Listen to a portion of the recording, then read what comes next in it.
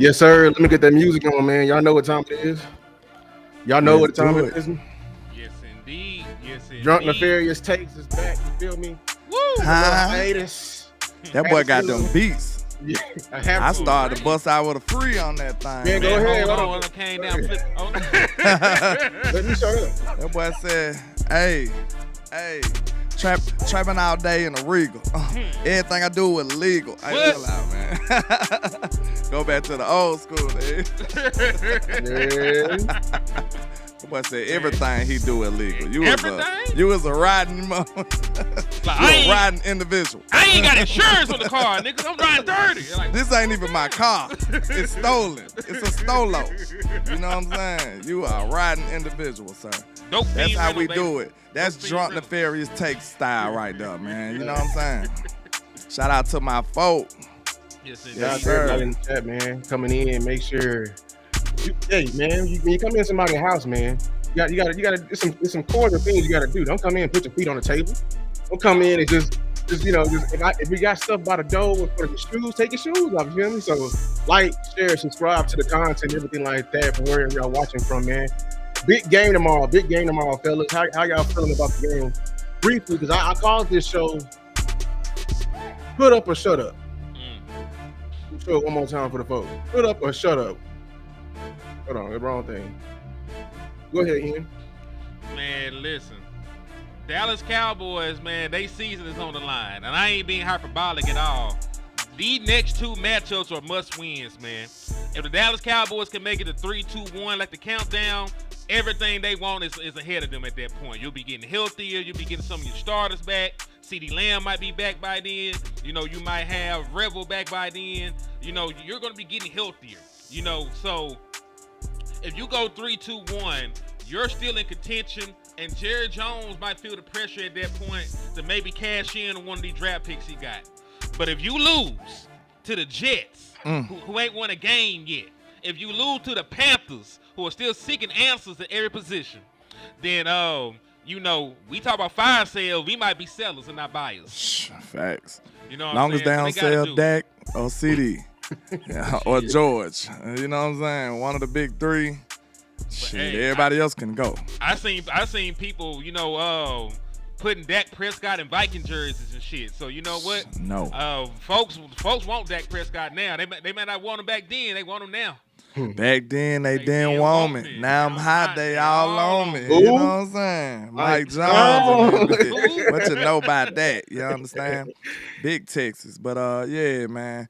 Hey, I'm with y'all on that, man. It looks like the way the team going, man, it's a lot of injuries, though. Like, that's one thing I don't like. It's a lot of injuries we dealing with.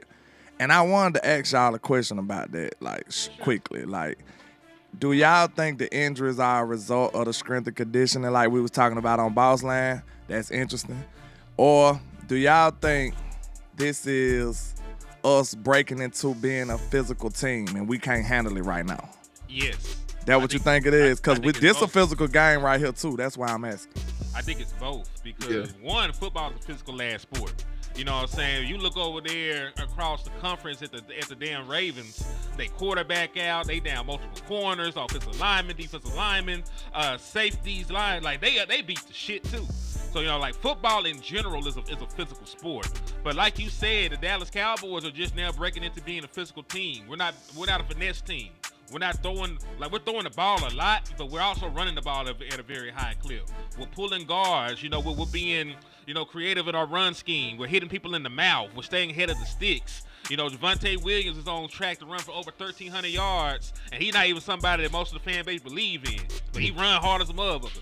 So, you know, point being, like the Dallas Cowboys, at least on the offensive side of the ball, have grown into a very physical team. You know, like Shoddy has lived up to his word on the offensive side of the ball. Their defense, though, you know, they anything but tough, and that's I need them to catch up to the offense at this point.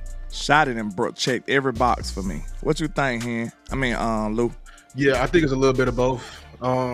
We saw it all the way back in, you know, in training camp where it was a bunch of injuries then. You know what I'm saying? The O-line has just been going through it, and he did say he wanted to lead with them. You know what I'm saying? So I feel like it's a little bit of both, but it is alarming the certain type of injuries we all having at the same time. Lower leg. Yeah, lower leg extremities. That's why I'm looking at, you know, the strength and conditioning coach. Like, hey man, what we doing? Are we stretching every metatarsal in the body, or is we are we looking up every rod? You know what I'm saying? Crossing every T. So I think it's a little bit of both, man. We're gonna be better for it. These are calluses, and this is why it's important. You gotta pay people early and get them on the field early and give them a training camp. Thanks. I agree, man. I'm glad we headed towards that physicality type identity, man. Because when I look at the run game, the offense in general, like I think Dak kind of spearhead that in the best way possible for a quarterback. You know what I'm saying? Like I guarantee you, Dak want to put a shoulder on somebody, but they probably instructed him not to. You know what I'm saying? Like that's exactly who he is for real. Like if you follow him out of Mississippi State and all that, like that's really who Dak is. But as you get older, you got to kind of reshape your game and be safer and be more cautious. So that's what I think he's going through now. But like he had to find another way to kind of channel that. You know what I'm saying? Because that's really who Dak is, bro. Like he'll put a shoulder on you and run you over. He got to on that fumble. You know what I'm saying? He tackled better than some of our linebackers back there on that fumble in the Eagles game. Ain't gonna lie. But the reason why I say it's put up or shut up, just, you know, going back to it, I'm tired of this, you know, this normal narrative of the Cowboys, you know, when it's a big game, they'll get up for it. Or if it's a little game, you know, they'll play down the competition. When will the Cowboys actually, and I'm looking at Shotty with this, when are we going to finally put away opponents we supposed to put away? Yeah. Like, hopefully this week. Hopefully this week. When we going to finally step on that snake, you know what I'm saying, even though you're already dead? I'm looking at the Cowboys. If we can't put away an opponent like the Jets, and I'm not overlooking the Jets, I'm just saying they are very close from just tanking. You know what I'm saying? Full tank mode. You know what I'm saying? Can we put them out their misery? I just asked him that, like, I feel like we haven't played a complete game yet. You know what I'm saying? And, like, to be fair, man, we know that it's going to be some growing pains with Shotty, man. But I just feel like this team should have been a little further ahead than us just having to deal with this type of stuff. You know what I'm saying? Like, with him being somebody who's not brand new in the building, I thought we could have experienced less of that. You know what I'm saying? Like, I don't think it should be like a whole total rebrand or something to where we experiencing all the shortcomings of a new head coach. Because you already been here. They know you. So that breaking the ice type vibe I already handled. You see what I'm saying? Mm-hmm. And then you already familiar with the culture. I'm sure those some of the main selling points that Shotty had to get the job. So, like, we need you to be ahead of any old Rudy Poole new coach coming in here. So, I don't know if I can excuse Shotty with that. You know what I'm saying? What you think about that? I'll say this. The Dallas Cowboys are shoehorned right now. We having growing pains because of one side of the ball. Like the Dallas Cowboys. That's why we give Shotty a pass. Yeah. The Dallas Cowboys cannot win a game 20-17. Like, that's not possible. Salute the Tuck in the building. Salute to Tuck, man. CFO Sports holding it down. Y'all make sure y'all go sub to my brother, Salute Star. I saw Star earlier. Yeah, Stargazer too. Star in here, hey, we almost put some positive peer pressure on y'all. Man. That link is non-discrimination. You know what I'm saying? Yeah. I agree with that. I think I forgot who I heard it from. I think Vox said it. He was like, you are only graded of the previous head coach. Like the standard is the previous head coach coming in. You, Shotty, being on this roster, you saw how we didn't get up for the big games, how we always played down the competition. With behind your campaigning, I think some of the things you were trying to like set as a baseline for you as a coach, this should have been one of those, like one of those hidden things. Like, hey, when it's time to execute, we can execute. Now, and then this ties into Shotty. Like, even though it is the defense, it is Eberflus, you are the head man. When we look back on the 2025 Cowboys, I guarantee you, casual fans in Cowboy Nation ain't gonna remember Eberflus's name. The name that's gonna be tagged to that team will be Schottenheimer. Facts. And are you gonna let him tear him down? My bad. Go ahead. No, I was just about to say you right about that. That's why you give them grace to a certain degree, but at the end of the day, sir, you are the head coach. So it's almost like, cause I know, bro, we know, like Vox say, shout out to Vox, bro. He be killing it with the Dirty Mac, and I couldn't believe he said that on .com. Hold on, Tuck on the link. Shoot the link. Shoot the link to Tuck. But yeah, man, you know, Vox was talking about the Dirty Mac, and I'm sure that was involved in it with Shotty, bro. Because you got to think, this man got a head coaching job without even going through a real interview process. You see what I'm saying? Like, we didn't interview nothing but one coach.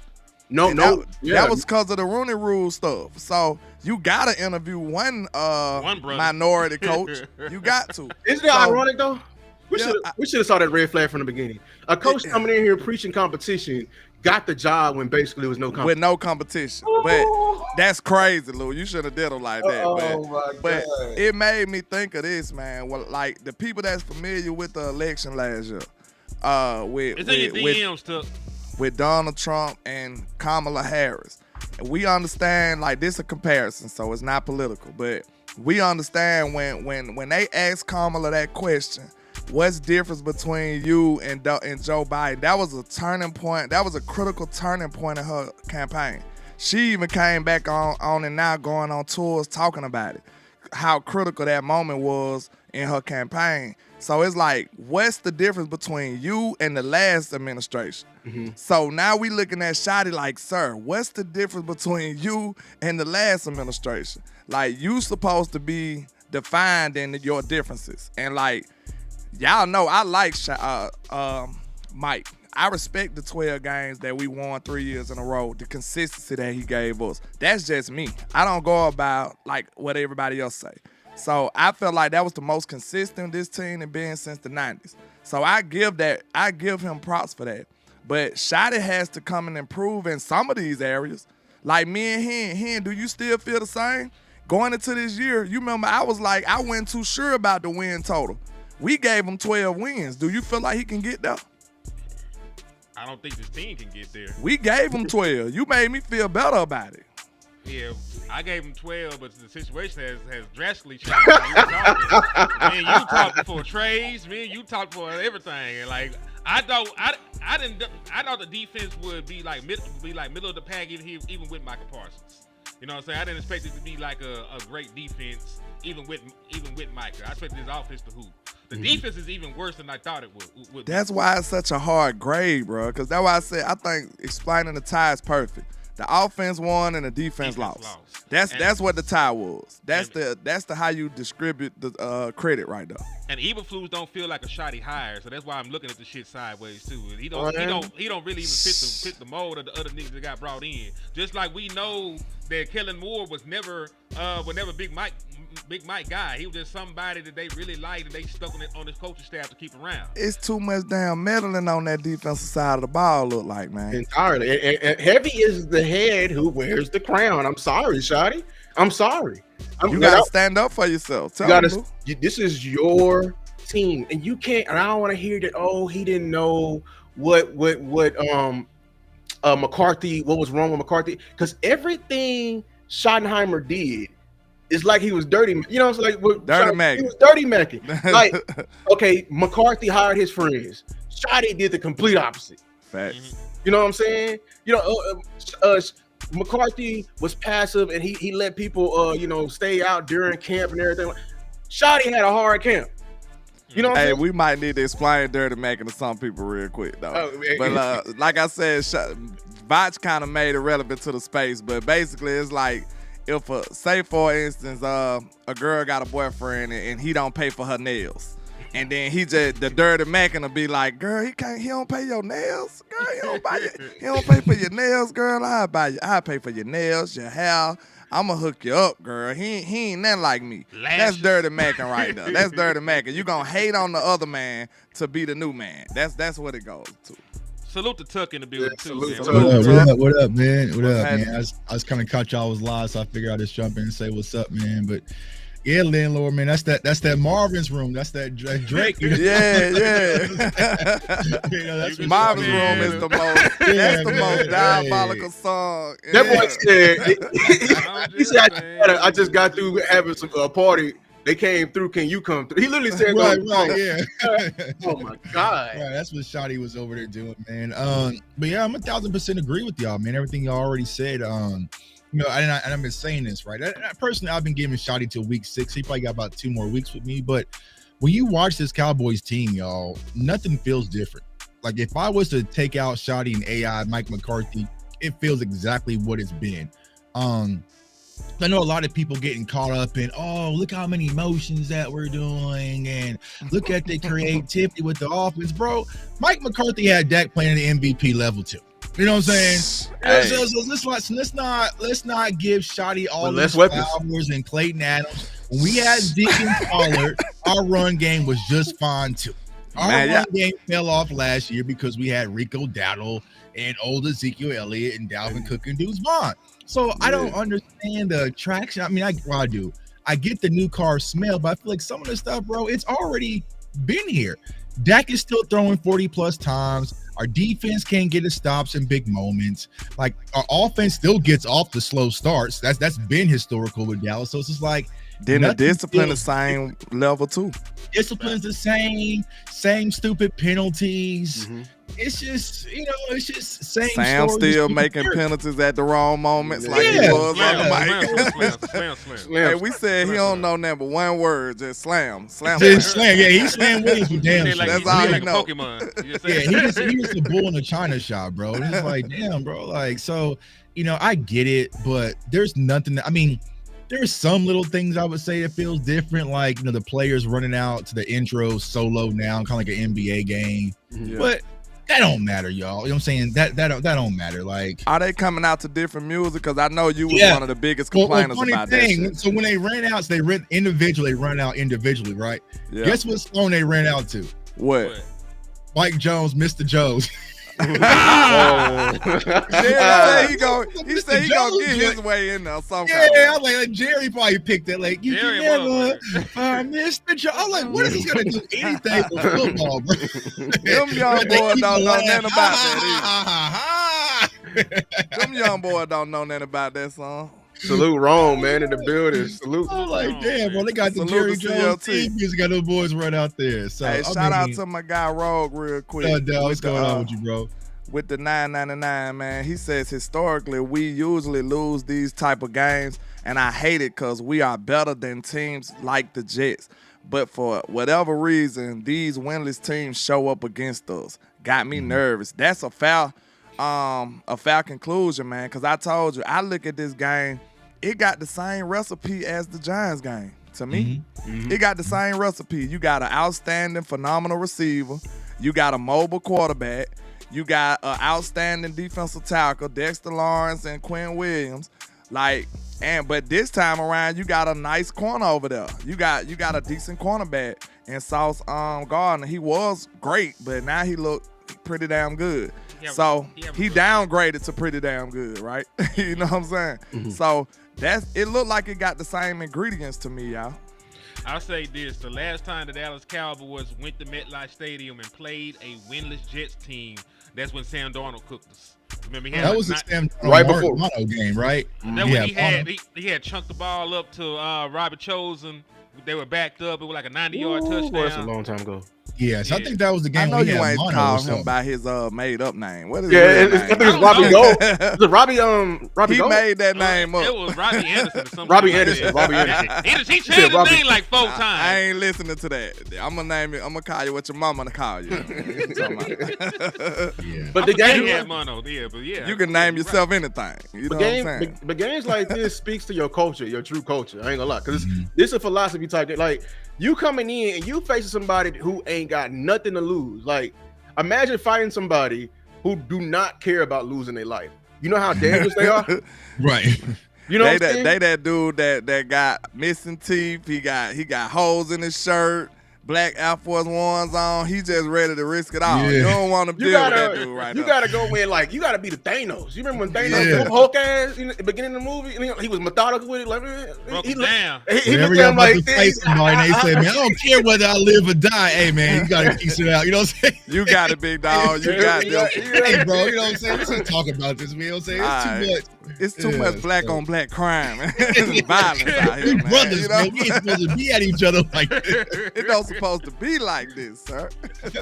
Hey, we got to talk about some non-violent stuff. But yeah, it's certain people, bro. You don't want to take it though, bro. For real. Right. Like, this ain't a team you want to play with, for real.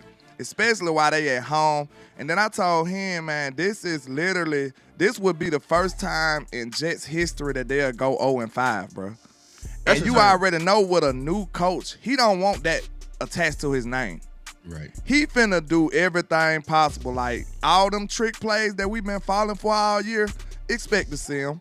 All these double moves and stuff like that, expect to see them. You probably see a flea flicker again this week.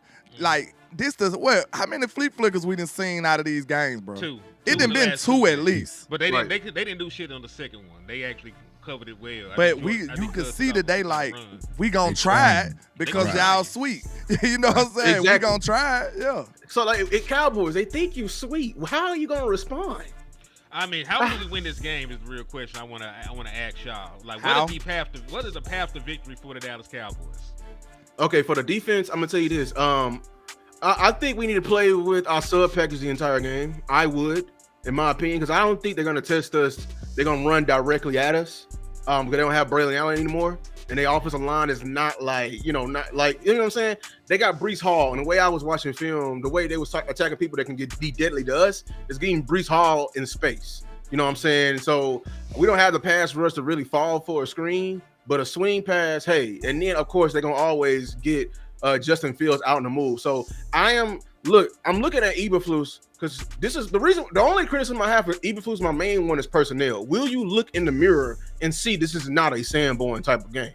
You know what I'm saying? Like, they're gonna be sideline to sideline. They definitely gonna test us this game. So how will we respond in that? So yeah, I just want to know what they be doing. Like, cause I want to hear from him on this, cause I know he gonna get the cuss and he's gonna crank them up. I just want to know what be going on when they watching Sanborn film. You know what I'm saying? Like, y'all see this, but week in and week out, y'all just keep rolling them out there. Like, make that make sense. Do they still watch film as a team? If y'all watch a film as a team, bro, and the whole team see this man continuously missing tackles and taking bad angles, and he right there but can't do nothing about it, like, bro, that is a a big time hurdle to jump for your whole team, bro. Like, you got to convince them that they ain't seeing what they seeing with their own eyes. Me and you talked about this on the video we ain't even dropped yet. But Sanborn is on track to miss more tackles this year than any other point in his career. And he's also already on pace to give up more yardage than he ever given up in his career. Like, his career high was like 2-something. He's already at 190-something for the year. So he's gonna give up he's on track to give up like 600 yards in coverage.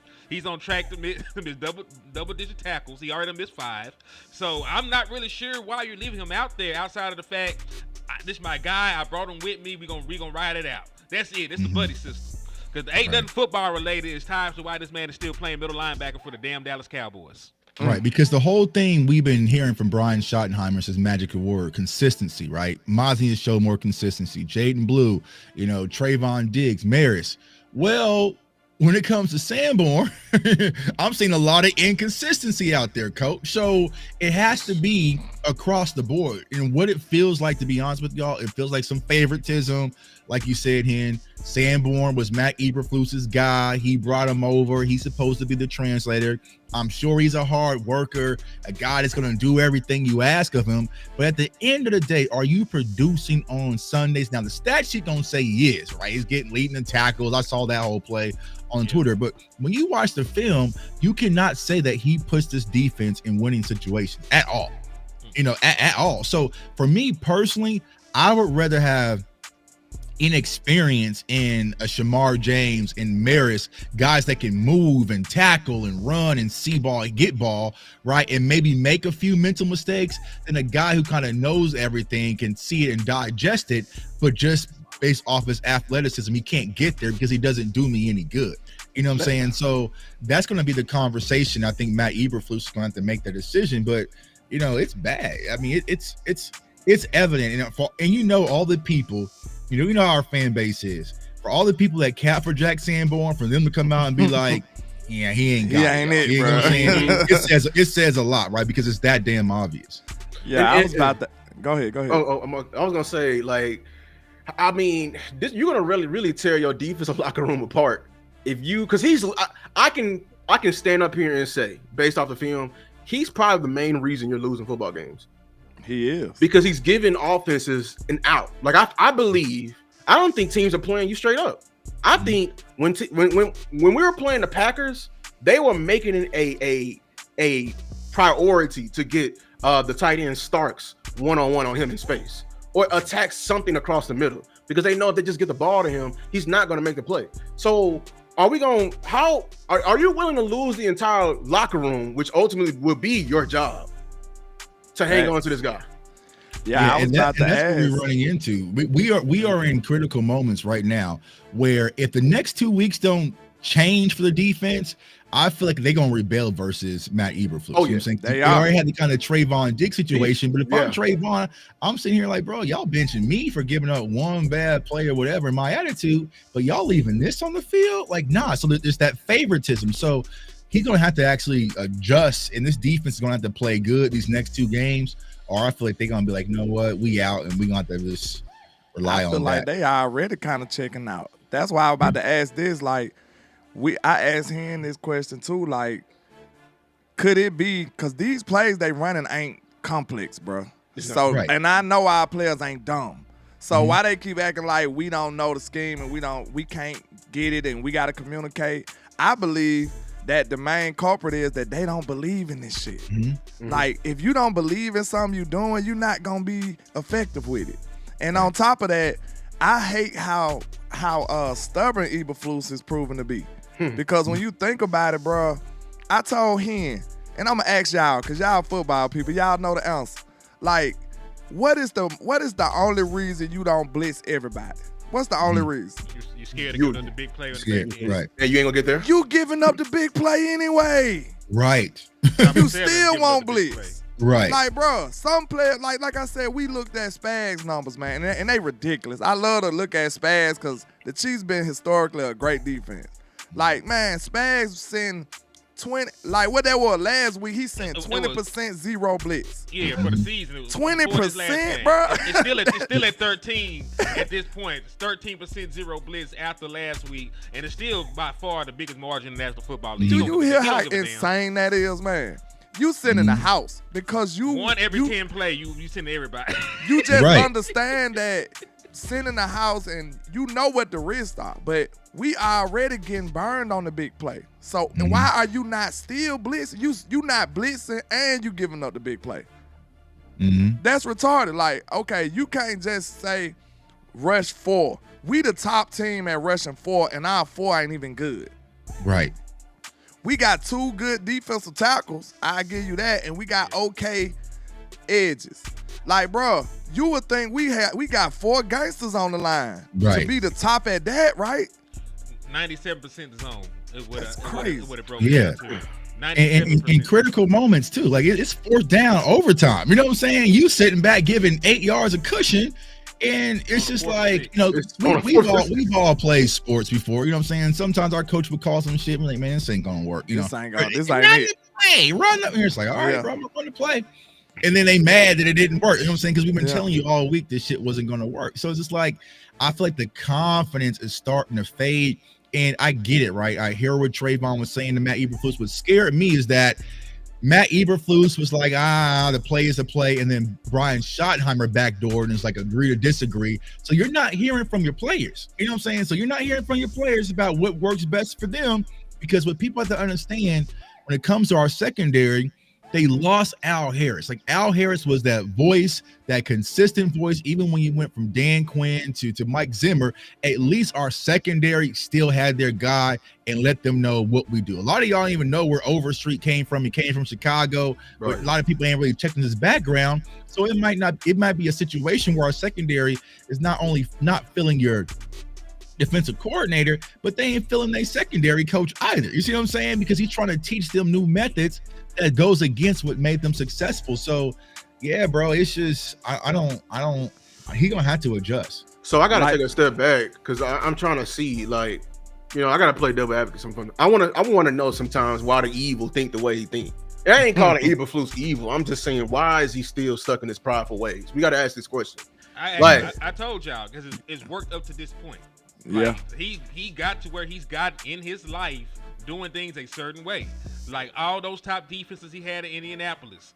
Like, listen, we broke the shit down over the course of the summer in the offseason and shit. We told you Matt Eberflus played nothing but zone. He was a primary cover 3 guy. We told you if you looked at his blitz rates, he do not blitz. We told y'all all that shit before he got here. This is not anything new. We told y'all what he was. The issue is we thought the shit would work here because at the time we had Michael Parsons. Right. We were super high on our defensive pass rush in the offseason. We drafted Donovan Izaraku high. Should have been the first round pick. Thought he'd be instant. You know, all this different stuff, right? So we looking at the personnel, what we had, like, all right, it worked there in Indianapolis for the most part until the very end. It worked well in Chicago. Like he was successful with less talent and personnel. We thought the shit would work. But guess what? It's not working. It's not. It's not working. So it's going to come to the point, can an old dog learn new tricks is really the question. Because like I said, Matt Eberflus up to this point has been successful as a defensive coordinator calling the game the same way he's been calling it. Now that is not working, and you have close to a historically bad defense for this franchise, what the hell will you do to try and right the ship? Will you bring more pressure? Will you bring more fire zones? Will you submit and play more man? Because listen, we went and looked at the other zone teams in the National Football League. It's not 97-3 for them. It's 70-30.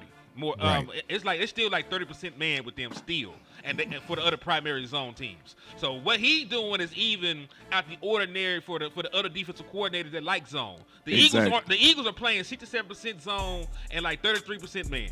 You know what I'm saying? And they supposed to be the big zone, drop 7 in the coverage and rush 4. They're not that crazy when they run that shit 97% of the time. As much as Flus doing. Yeah, they ain't crazy like that. But I asked this question. Why I'm thinking of this way is this. Why is he, we got to ask the question, why is he so comfortable in his pride? You know what I'm saying? So let me give you the reason why. I keep going back. I get what last year with Zimmer. Zimmer could have been stuck in his ways as well. Zimmer is older than Eberflus. Correct. But Zimmer signed a 1-year deal. Zimmer had 1 year to prove that he was worth something. So he did things out of the ordinary, calling out your boss in their space, in the media space, saying, hey, I need this. I need multiple. You know what I'm saying? One in personnel. He brought in his guy. I think it kind of worked out because it was during a time where we were needing a change at linebacker. You feel me? So he could be stubborn there, but he really wasn't stubborn there. Why is with Zimmer was willing to change his scheme a bit as well? Because it was times he didn't have Micah as well. When I look at Eberflus, he's so comfortable to be so prideful. It's like he's making CEO decisions. Like he knows he's going to be here next year. The reason, do we know how long his deal was? Was it? Nothing about his deal has been disclosed. Really? Let's see. Because I was about to say, we know he's still getting paid from Chicago. I'll say that. My bad. The only two options it could be is one, he's hanging his hat on the fact that it's still early and he can make a run and change it up and, you know what I'm saying, do better. Or either he's been empowered by the front office and gave that stamp of approval. Them the only two options. Like either he's blindly confident in his scheme that it'll all work out, or he's been anointed by the Joneses. Go ahead. Yeah, that's what I'm gonna say. That's the one thing we haven't figured out. And of course, we didn't look too deep into it this summer. But whose hire was he? And it doesn't feel like what Brian Schottenheimer's been doing, bringing all these offensive college guys, the Cowboys. All of a sudden, he had a previous coach who was in Dallas before, has some ties, former head coach. Like, it feels more like this was the opposite side that brought on Matt Eberflus. So yeah, Lou, you might be right, bro, because he's comfortable as he's see no comfortable in his pride. You know, like I ain't gotta go back and forth with Trayvon. He ain't gonna be here next year. I would. You know what I'm saying? Like exactly. You know, so it kind of feels that way because there's no pressure, there's no sense of urgency, there's no hey, go get me this or make some adjustments, and it's just like Brian Schottenheimer said, yeah, me and Matt had some conversations about the defense, but it's not like, hey, bro, like, I don't know, because you have, and going back to when we brought on Dan Quinn was a cover 3 guy, you know what I'm saying? But Dan Quinn got here and saw his ingredients and said, hey, bro, I got to change this. Like, I ain't have nothing like this when I was in Atlanta. You see what I'm saying? So it's the same thing with Matt Eberflus. You have to be able to adjust. Yes, I like the rush 4, drop 7 in zone, but they sent Micah to Green Bay. Maybe if you didn't do that, this would work, right? But you're not getting no pressure up front, and we all play football. If you're playing soft zones and you can't get pressure, that's a quarterback. I can do that all damn day. 7 on 7. I'm telling you, all damn day. These quarterbacks are comfortable. We disrespecting Justin Fields right now, saying that we don't believe in his arm. But I promise y'all, and this is something I stand on, if that man has a clean pocket, he is going to torch our ass. I'm telling you right now. He's going to torch us. Go ahead. Yeah, shout out to B. Bird. He hit one of y'all with a 499. He said Jerry did Flus no favors by trading the best pass rusher in the league a week before the season started. No consistent pressure from the front 4. But listen, that's true. It's true, but at the same time, man, we're a quarter of the way through the season. That was that was 5 weeks ago, bro. If you ain't changed shit by now, that was not your intention to change anything. It's been 5 weeks. 5 weeks. It's over a month ago, dog. You know what I'm saying? Listen, I'm not trying to be insensitive, but we bury people on Saturday. We back at work on Monday, man. It's life. You gotta move forward, man. You know what I'm saying? Your job is like you put Granny in the ground. Your job wants your ass there 8 o'clock Monday morning, dog. 3 days later, you got 3 grieving days. You got 3 grieving days. Then it's back to business, man. Michael Parsons is gone. You should agreed about not having him and figure out how I'm gonna do my damn job, bro. So I get it, but fuck that. The only way I would have been on your side, B-Bird, because that's a true statement, but the only way I ride with it this far in the season, if, you know, I seen Eberflus actually trying shit. Like, he ain't even trying nothing. Like, I can see if I seen one game, okay, I see Flus, he's sending 5 over here, and then he sent the, you know what I'm saying? He doing this, he sent the slot blitz, and he doing this, he doing that. I seen more of that week 1 than any other week. Like, he was sending Trey, he sent Bland. He ain't did that since, for real. Like, he's not sending no aggressive blitzes. So, I could give you that out saying Micah not here, but when you not sitting up here trying to, you know what I'm saying, trying to overcome that and do other things, it's like you hurting yourself.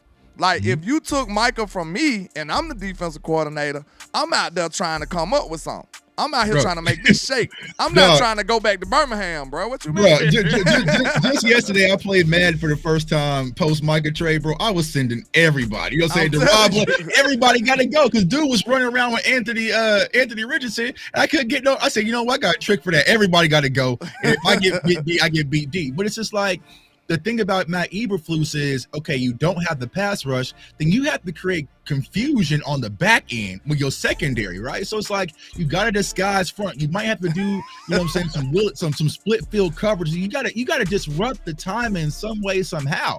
But he's not doing it, bro. It's just like it's going to be a recipe for disaster. So I'm with y'all. I mean, you gotta send more pressure. You gotta send more pressure.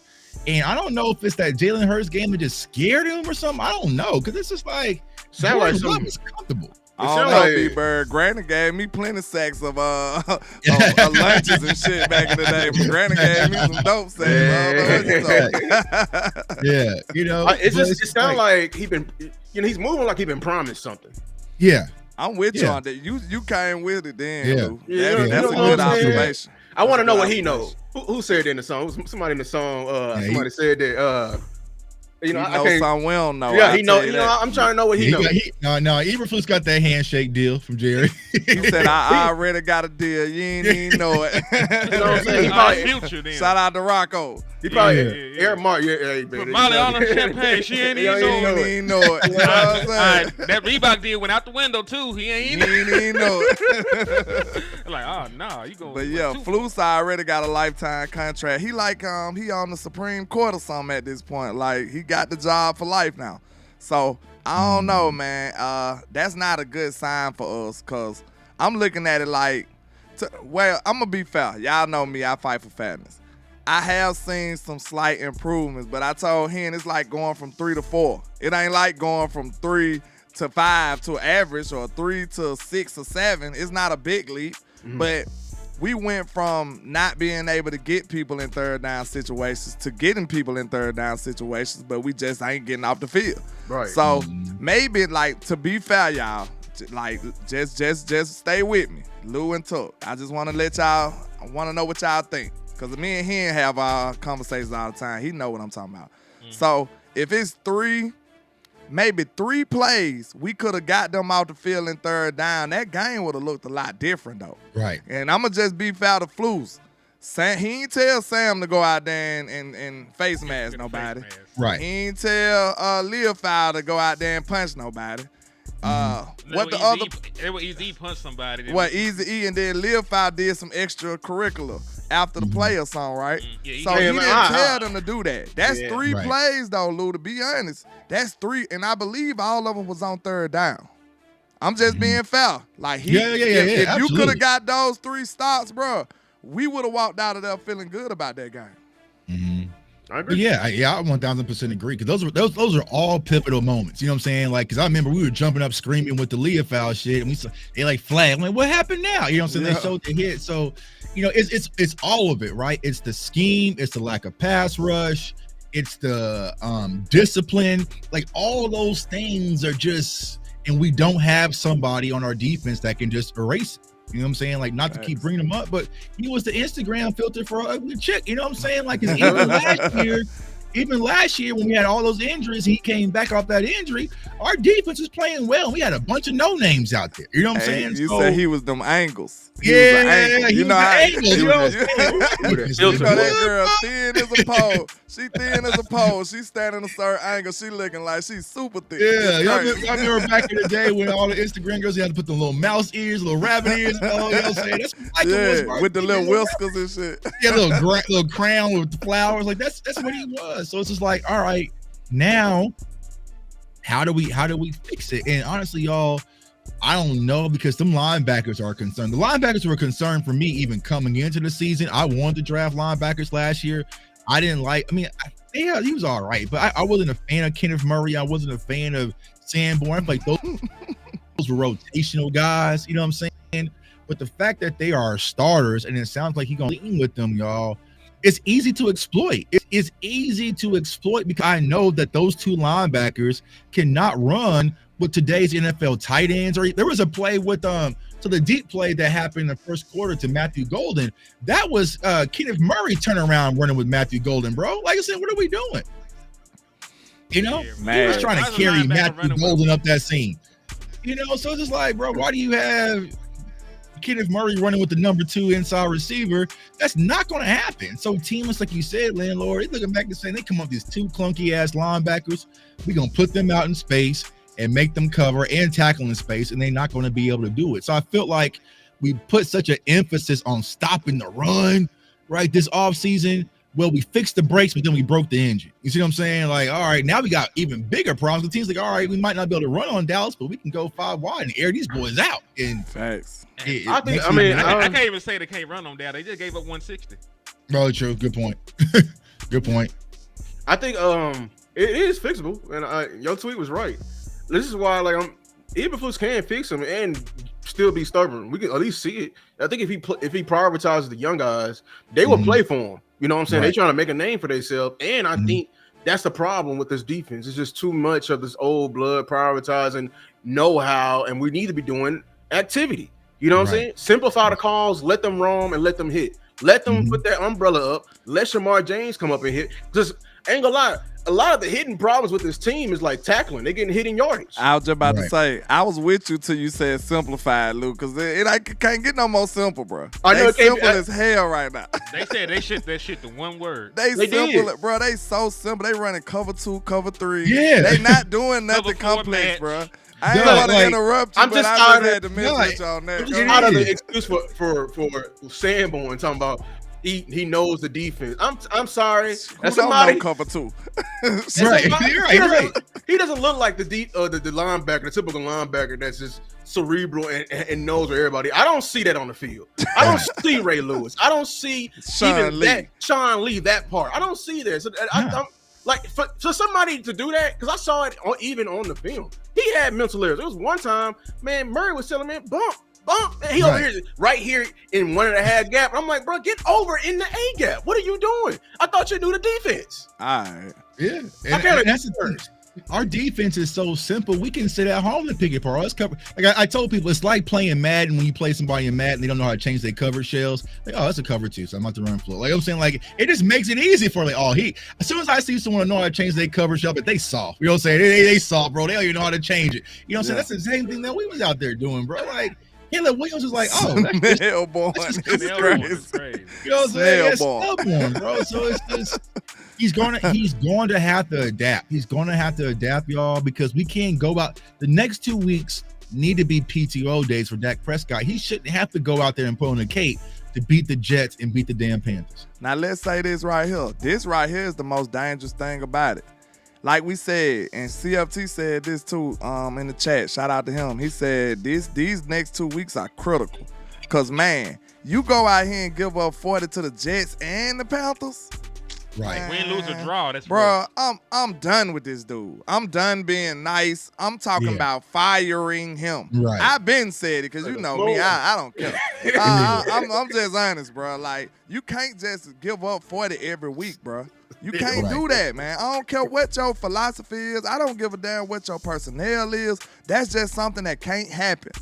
We are the first team in the history of the NFL that put up 40 points and had no turnovers and did not win, bro. At the crib. Did you hear how crazy that is? That's insane. And you know what's crazy to add on to that, landlord? Defense is the healthy side of the ball. Everybody they healthy. missing nobody. Yeah, everybody healthy. Overshown, the only one missing. Overshown and Rebel, a rookie and somebody you knew you weren't gonna have. They don't even count. So it ain't like, oh man, we missing so and so and went like, nah, bro. Like you are fully healthy ass unit over there, and y'all were just the worst. Like we a flea flicker, bro. 2 weeks of flea flickers. And then you think You're about probably gonna get one this week. You just said they the healthy unit, But That's a shame. you look at Shotty and them, they over there hooping without CD Lamb, putting up 40 without CD. Without CD, without Man, offensive that's lineman. crazy when you think about it. We on the preseason lineman, damn near. Against then, you not only did put up 40, you put up 40 against the #1 scoring defense. Right. Like that ain't the only defense. That ain't just a regular defense. And I be seeing some people be having that thought process, talking about if they score, we score. But sir, we not playing the Cowboys defense. I wish we was. We playing their defense. Like we not playing the Cowboys defense. They are. So that's why it's easy for them. Shout out to B-Bird for the 5-piece. He said fix the defense, start Leofau and James, keep Wanye as starter, and trade for Max Crosby. Listen, they did every single one of those things. I'd be elated. I just don't see them trade for Max Crosby. It sounds wonderful. I would love for that to happen, but we listen. We were lucky to get Clowney. Right. You know what I'm saying? We were the lucky Raiders to got get a win Clowney. like us? Who? The Raiders? Yeah. Don't they got a win? I thought they won in 3. They got a win. Like what make us think we better than them?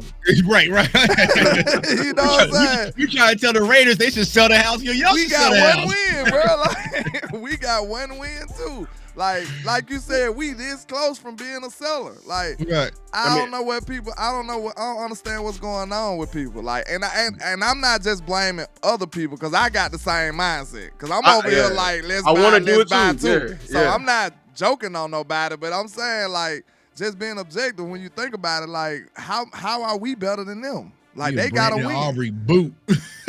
Yeah, exactly. We got one win too. I'm with it. We have to win. We have to win indeed. Shout out to B-Bird. All right, we're gonna end it off on this last segment right here. Everyone's talking about it. You know who we talking about. I ain't talking about them guys on the edges. We know they good. I'm talking about the guy in the middle. Jadon Blue finally getting this look like he's getting the full go ahead this week. Everyone's excited.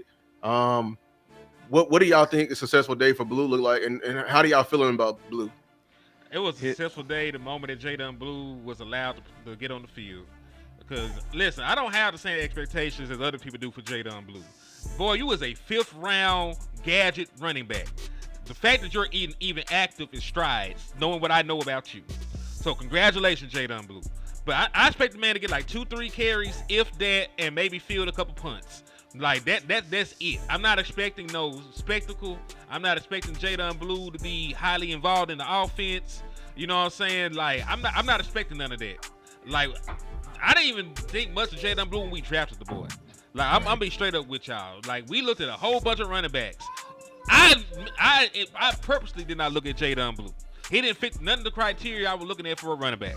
So I looked at DJ Giddens. I looked at Martinez, I looked at a whole bunch of different running backs too. Yeah. Like there was a bunch of backs. I think he was the only running back Cowboys Nation wasn't talking about at all. At all. So he's active. Shotty trusts him a little bit, even though it took multiple injuries and your ass, getting, bumps from sitting on the bench so long. That's neither here nor there. But kudos to him for getting to play. Then they said they blistered up his feet and he had to change his cleats mid-practice. I'm like, dog, he sound like a goofy right now, dog. Get active first. You want to come to Louis Vuitton cleats, bro? Get active first. You know what I'm saying? He sound like a goofy right now, bro. Like that's not. I ain't trying to be hard on the man, but damn, like. Is style more important than comfort, and you bad on the field? Like Tuck said, like, bro, come on now. Yeah. Like you want to swag. You out here trying to swag. I'll do it because he said I can watch it. I watched Longhorns football. I was impressed with what he did receiving out of the backfield. Running between the tackles, not so much. The way he fumbled the ball all the goddamn time, not so much. Contact balance, not so much. And I didn't just even watch the games. I also watched the college film on Jadon Blue. I was good on Jadon. Third string too. Yeah, like y'all sit here and act like this man was really the guy over there. He was behind multiple dudes. It took folks, just like this same situation. It took multiple injuries ahead of him to even sniff the field. Right. I'll go a step further. I'm a fan of the Longhorns. How about that? Like that, I turn on. I'm looking for the Longhorns. I co-sign everything he just said. There's nothing about him that's exciting. He honestly, he wasn't even the third string running back. He was the guy that lined up in the backfield. He was there because even when CJ Baxter went down, it was no tandem. It was all we got. And Stark literally just looked at him. Hey, you want to? Let's we have a matchup right here. Come on, get in the game. That's it. So this is here. I think Cowboy Nation finna be disappointed.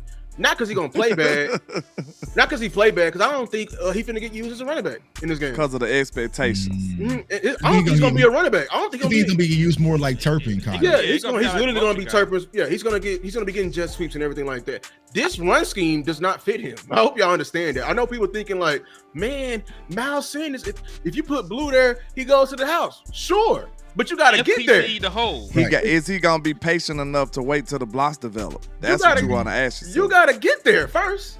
You know what I'm saying? And you can't fall down too. We're not talking about how fragile he is as a football player in general. This guy has already had 2 injuries before the season even started playing running back, and he ain't even been playing. And we have a physical run scheme. I'm doing a whole documentary right now. I'm finna edit my ass off on this because we need to talk about this because people are getting mad at Shoddy for not doing this. But it's when you look at his scheme and what Shoddy and Clayton Adams is asking for his running back, you are going to take a beating. I think that's foul what Mr. Dwight right here said. I think we desperate for any kind of speed behind this line, bro. Yes. That's all it is. And Jadon Blue, the only person that got that skill set in his backfield. And we so desperate, we even put Turpin back there. We even put CD back there. We trying to do whatever we can do because we see how effective Javonte Williams is behind this line. If we can get some speed, some home run ability, that's what we need. But I want to ask y'all this. Me and Hen talked about this conversation, and it was kind of mind-blowing when you think about it. Like, sir, we had 4 different running backs the last 4 years. Wow. Like this, when we didn't think, it don't sound like it, it don't seem like it, but we have. Like we done had Zeke, then we went to Tony, then we went to Rico, now we got Javonte Williams.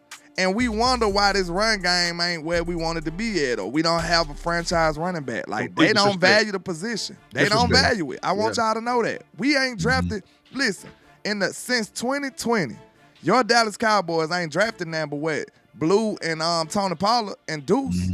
3 running backs since 2020. That's 5 years. Right. And then look at what round. Deuce, I really don't even count Deuce, but I'm being nice to y'all. We drafted Deuce what? In the 6th, 7th round? Yeah. Then we drafted Tony in the 4th. And then we drafted Blue in the 5th. So that shows you how much they value they running back room. It should tell you the running back they chose in a running back loaded draft.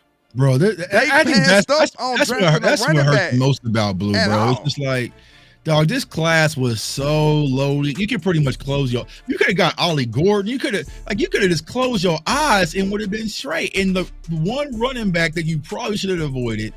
You know what I'm saying? But this is what the Cowboys like, right? They like trying to turn water into wine. You know what I'm saying? We should have avoided that. It's kind of hard to avoid it, but it was more there. The run on running back never happened. It actually did happen, but it was other running back. It was light. Right, because once you had Judkins go before Henderson, right? Like that was kind of earlier than people expected, but you still had so many talented running backs just available. And then you sit back and watch Philly just go get Tank Bigsby. Tank Bigsby will be starting over Jaden Blue right now. You know what I'm saying? In Dallas. So it's just like he has a lot to show and improve. So I think that's why we putting these high expectations on him. But you know, we need it. You know what I'm saying? We need it. But I've been doing some film on Trevor Penning from from the Saints right tackle. I'll say this. Jaden Blue got 2 weeks. We almost start that Alvin Kamara train up. We about to fire that up. We about to fire that up, bro. Yeah. We about to fire that up. Yeah. I was watching Kamara. I was like, this is right here. Yeah. We've been on that Alvin Kamara since week 1. Right here. Because if people don't understand it. If I don't see it, bro, I'm right. We gonna fire this thing up. You got Kellen one number in your phone too. Right, yeah. So to Tuck's point, these are the other running backs that were actually drafted in this draft class.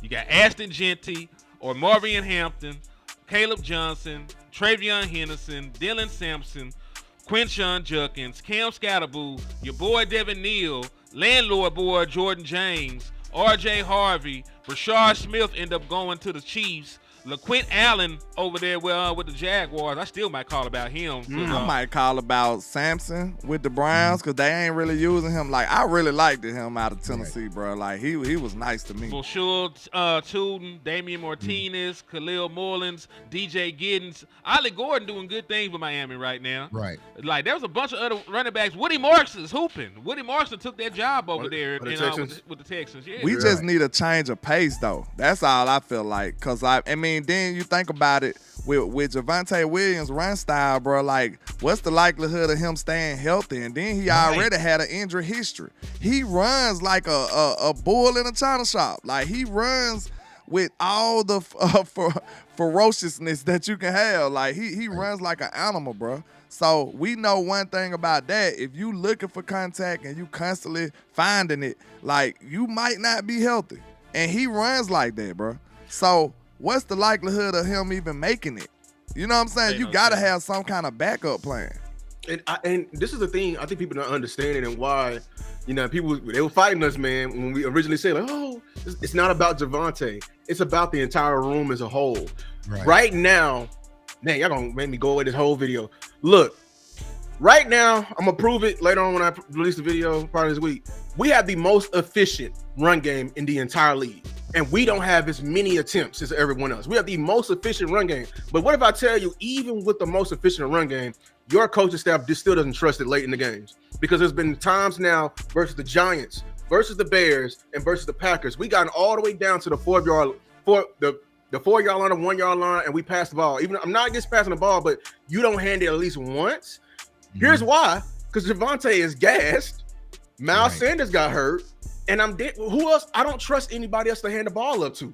And that's what me and Tuck was saying at the beginning of the year. Me, Tuck, and him. We were trying to tell y'all that what's the likelihood of them in a critical situation giving the ball to not one of your best players? Exactly. Like, your best players are at the wide receiver position and at the tight end position. Like, you got 3 players to go to till you even think about giving Javonte Williams the ball.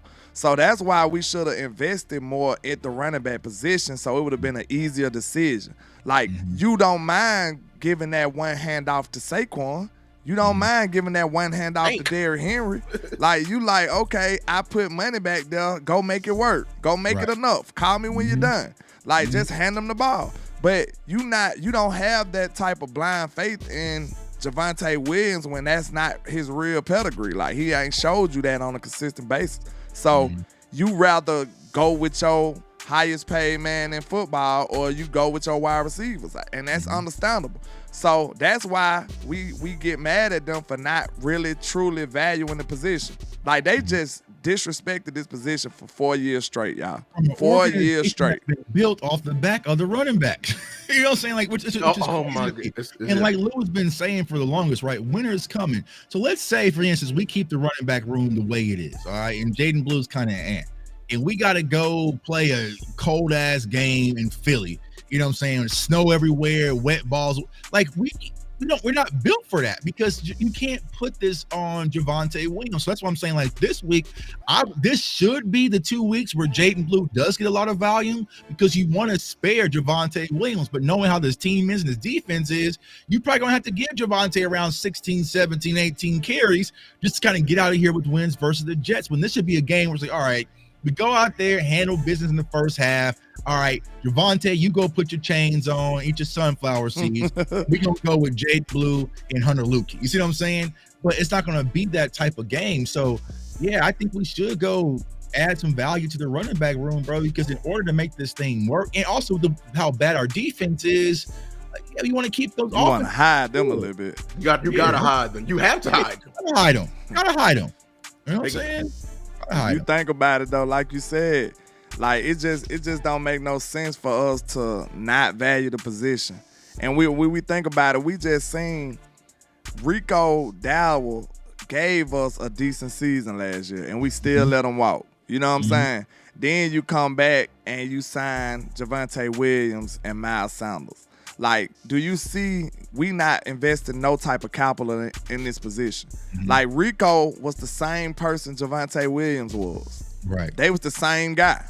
They're just on different teams. You know what I'm saying? Rico was a hurt guy. He a hurt guy. And they just signed him to a minimal contract and made them a starter. Like, and it's working out. But I just want y'all to know, like, when the rubber meet the road, they not just finna hand it off to Javonte. Maybe they should give him that shot, but they just not gonna do it when you got George Pickens sitting there and you got CD sitting there. And I know people saying Maffa. I understand that. I think Maffa Shotty's gonna like. He just hurt. Maffa did get drafted too. But I here's forgot my about thing. him. I mean, to be fair to Phil Maffa, he's the one that actually was a consistent bell cow back in college and helped his team get to the, to the playoffs. They really gave him the ball and he produced. You know what I'm saying? We can't say that about Jadon Blue. I'm not saying the skill set the same, but he is somebody that actually ran up against other good defenses at the collegiate level, and he had some pretty good success. He looked good in preseason. Yeah, he did. I'm not saying that he's a future superstar, no shit like that. But in a tandem, I can see how you could work. But here's my thing: right now, even with seeing limited Maffa, can we not make the conclusion that Kamara is better than him? Of course. Yeah, absolutely. And here's why I know y'all can do that. Nigga, that's James Houston. Here's why I know y'all can do that with Flournoy, potential of Flournoy. Could you make a very educated guess and say Pickens is better than Flournoy? Absolutely. And you make the move no matter what. You don't. And that's the thing, Lou. For a team that and that's what I understand about Cowboys fans. For a team that we can sit back and see how injuries just run rampant through our damn organization, I don't understand why our players and fans don't want extra depth. You know what I'm saying? It has to be. We already got. I don't need RB1. We already got Javonte Williams. We are one Javonte Williams and for being screwed with our running game. So you know what I'm saying? Down South Cowboy. I'm talking about. Man, when was the last time Alvin Kamara had a good season last year? You not getting him without a second round pick? Well, disagree. It'll cost you probably like a day two. Definitely it'll cost you like a fifth. Yeah, it'll cost you a fifth. Damn, what I gotta pay for him? See, that's what's one thing I want us to get out of the mindset of. Like, damn the cost. Think about the results. Like, Kamara might help you get to a bowl or something. Who knows? Right. Like, think about the results, bro. Like, what the hell we gonna do with a second round pick anyway? You want another Sam Williams? You want another Marshawn Nealon? You want another goddamn all these man? Our second round picks is a fluke. Our second round picks is a fluke in their own. Trayvon Diggs like the last one that you can really trust. I'm ready to give up a second round pick right now. I'm ready to overbid. I'll go even further. This is other people's money. I love spending other people's money. Oh, me too. You know what I'm saying? Like, this ain't my shit. I don't care how much money it costs. I don't care about the draft capital. We getting the steak, the lobster, and the shrimp. Oh, we want it all. And then, here's my down south Cowboy.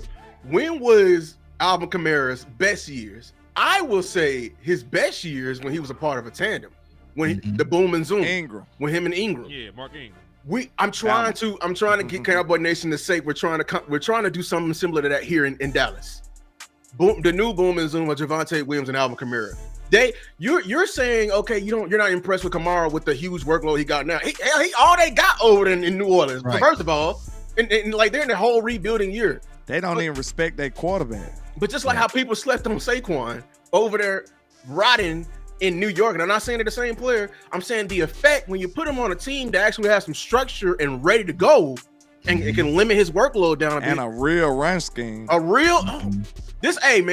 I can't wait. This video I'm gonna show y'all. This graph is immaculate because we are now the most efficient run team. But the team that somebody changed from is actually the most unexplosive and most inefficient. The Cardinals. We're blessed. Clayton Adams had that sauce over there. We're blessed, man. He had that Let's sauce. amplify it, man. Yeah, we want the steak, lobster, and the shrimp. You absolutely right, Mama Lou. That shrimp, baby. Yes, sir. Speaking of which, Alvin Kamara last year had his career high in rushing yards, 950, and then he added in how many receiving yards my boy had last year? He's a do-it-all back. So, and then he had 543 yards through the air. That's crazy. So, he had the most rushing yards of his career with 950, averaged 4.2 yards a carry, had 6 rushing touchdowns, 2 receiving. So, sound like a weapon to me. Is he a good weapon? You know what I'm saying? Sound like a easy weapon buttons for Dak Prescott. Easy buttons. More weapons. Yum. Whipping them up. I'll tell y'all right now, we'll have to say this defense in the offseason. We'll have to get back to that. You know what I'm saying? Here's how you build a linebacker room. Get to them. So we were saying Team 40 Burger before the season started. We really you was. for sure. We were really saying was. Team 40 Burger. This defense wasn't going to be it. You know what I'm saying? So they don't have to put them over there. We'll get to them. We'll talk about Ruben Bain and all that this all season. Hey, man, load Dak up and say, hey, get us out of here with some of these wins. You know what I'm saying? Ruben Bain or ukulele. Which one you leaning towards right now? Bang. I'm still undecided. For the Cowboys, I'm gonna be honest with y'all. I don't want to draft no edge because a lot of these Cowboys fans get what they deserve. I don't want to draft edge because I'm gonna predict it right now. I'm doing a scout. It's gonna be another Taco Charlton. Right. Because I know my organization. This draft class isn't what people want. It's not even that. It's the moment we draft need like this desperate trying to make up for something. We're gonna fold on it. Because you're gonna be watching a Ruben Bain with the mindset of to be the next Micah Parsons. You're not getting one of those. Like, we should have traded Micah before the draft and maybe got an Abdul Carter and came close. But since we didn't do it, bro, like, them players don't come around often. So we tried to warn y'all how lucky y'all were to have him. I'm telling you. I don't care about the defense no more. I'm sorry. We need to just get weaponed up and just pray, cause we got one of the best. Bro, I'm telling you, bro. That's wrong, man. 40 burger, bro. Even during the Green Bay game, landlord, bro, in overtime, I was just hoping that wide receivers gonna just drop the ball. You know what I'm saying? Like, screw it up. Their hands not be a catch. I know we wasn't gonna get those. They almost did, man. If the ball was just laid on his back for just a second longer, we would have made it out of there, man. If it went for Sanborn back, because he didn't do it. His conscious mind didn't have nothing to do with making that play. It was just his back. So if his back wasn't there, like, maybe we could have won the game. Who knows? Yeah, he didn't even turn around and get his He didn't know what was going on. Jordan Love threw it to his back. He said, "Well, Sanborn back. It's over." He threw it at his back, man. Down South Cowboy with another $4.99. He said he's not good out the back. Dak will have to throw it to him. That's when he was great. He would have to be RB1 in Jerry eyes. Jerry always have bad ideas though. So just because Jerry wants some stuff, and he got bad eyes. I don't agree with that though. I don't agree with that. You know, Kamara can't tote it no more. I'm sorry, I would not believe that. He can run that ball. Like I said, let's do a film session on Alvin Kamara one day. I promise you. We can just show what Alvin Kamara is doing this year with the bad offense around him, and we can probably still. He's one of the rare running backs that stood the test of time. Like, I'm not even gonna lie to you. Before we wrap this up, though, we do gotta make sure, like what Lou was saying on one of his shorts. I think that's underrated, bro. Like, we must capitalize on this great quarterback play we got. And it's not going to be here forever, y'all. Like, I rocks with Dak. Dak probably my favorite player right now. But, like, sir, it's not going to happen for more than 4 or 5 years after this. That'll be a tall order for Dak to still be playing at this level 5 years from now. Look, I was finna end the show, but we always got time for some Dak compliments because, man, he get a lot of hate, man. The way your quarterback is playing right now, it's out of control. Insane. It's out of control. Like, the only quarterback I'm willing to listen to, and I do mean actually listen to at this moment, week 5, is Josh Allen. That is it. And even then, I'm willing to. I stood on it. I said Dak playing the best ball out of anybody right now. Better than anybody right now. Anybody. That's me. And it's not close because he's literally. I've never seen another quarterback, including the guy over in KC, carry a team like somebody's carrying a team right now. Man, if Dak wasn't playing perfectly, we'll be 0-4 right now. He's playing. He has to play perfect, dog. Like, he can't even have a little okay game right now. We getting with dog walk. That's what people don't understand either, bro. Too, we lost that first game off of drops. They be thinking about this. They like, the way I can understand how some of the casual fans will take this, they'll perceive it like this. Like, okay, the defense been screwing up, the offense been playing okay, and then they been scoring. But it'll be a situation where it get critical, like the offense has to score because the defense done screwed them over for one last time. And it's like, man, if we don't score here, we gonna lose the game. Now it's like, dang, Dak lost the game. Like, God damn, bro. Look at all the other stuff he did. 25 seconds left on the clock for him to come back. He had, you know what I'm saying? He blew it because we didn't score a touchdown in 15 seconds. Like, it's crazy, man. But, like, we know we not perfect on the offensive side of the ball, but, man, you got to tip your hat to a team to put up 40 without their best weapon, without their young phenom of an offensive lineman in Tyler Booker. Like, without your center, without your starting center, Dak, going up against the best D-line in football, best D-end and hey, man. Dak single-handedly, and I will say this, because I said it on film, my film session, whole game. Dak neutralized Micah by his damn self. I will say that. O-line did not do it. It's what people read on. They were on the ground. Dak and Shotty, I'll give Shotty him credit. Dak and Shotty single-handedly neutralize Michael. Bro, I ain't gonna lie. I didn't worry about Michael like that because I knew about Dak. Like, I'm not saying that Michael wasn't gonna affect the game, but I've seen Ford do this. He does this shit. Like, that's why he was confidently talking that talk before the game. He like, yeah, man, I told Michael, yeah, I remember we was talking in practice. He was like, yeah, you might get there, but you got to get me down. Like, Dak been talking like that. Like, he know what to do. Like, this is a veteran 9-year starter. He know exactly what to do. I think I'm out of Kamara's shit now. I'm looking at these numbers. They ain't going to do this shit. Because he'd be $37 million on the dead cap this year if they trade him. 24 next year. Make them eat it. I got a dip, y'all. This is gonna be but I got a dip.